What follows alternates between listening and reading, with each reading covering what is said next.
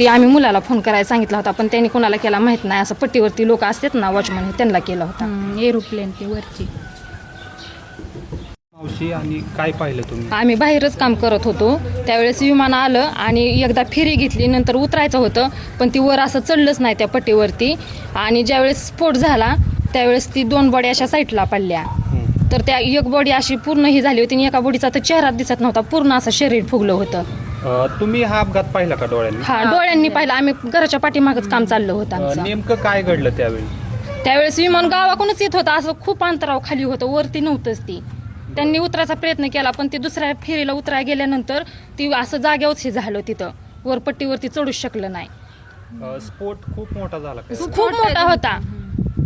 आणि नंतर काय परिस्थिती झाली स्फोटानंतर? स्फोट झाल्यानंतर आम्ही इथून पळालो, पाणी घेतलं, पण ती आमची सुद्धा शक्यता नव्हती ती असं हे करायची, पाणी वाचण्याची.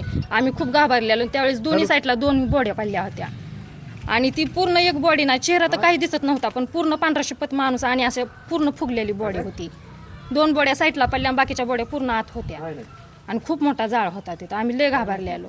ती आम्ही मुलाला फोन करायला सांगितला होता, पण त्यांनी कोणाला केला माहित नाही. असं पट्टीवरती लोक असतात ना, वॉचमन, त्यांना केला होता. एरोप्लेन ते वरची. मावशी, आणि काय पाहिलं तुम्ही? आम्ही बाहेरच काम करत होतो, त्यावेळेस विमान आलं आणि एकदा फेरी घेतली, नंतर उतरायचं होतं, पण ती वर असं चढलंच नाही त्या पट्टीवरती. आणि ज्यावेळेस स्फोट झाला त्यावेळेस ती 2 बॉडी अशा साईडला पडल्या. तर त्या एक बॉडी अशी पूर्ण ही झाली होती आणि एका बॉडीचा तर चेहरा दिसत नव्हता, पूर्ण असं शरीर फुगलं होतं. तुम्ही हा अपघात पाहिला का डोळ्यांनी? हा, डोळ्यांनी पाहिलं. आम्ही घराच्या पाठीमागच काम चाललं होतं आमचं. नेमकं काय घडलं त्यावेळी? त्यावेळेस विमान गावाकडूनच येत होतं, असं खूप अंतरावर खाली होतं, वरती नव्हतंच ती.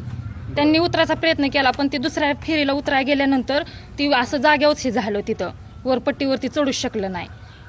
स्फोट खूप मोठा झाला का? खूप मोठा होता.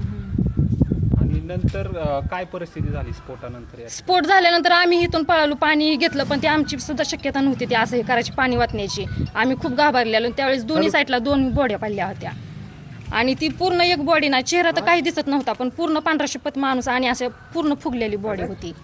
2 बॉड्या साईडला पडल्या, बाकीच्या बॉड्या पूर्ण आत होत्या आणि खूप मोठा जाळ होता तिथं. आम्ही लय घाबरलेलो.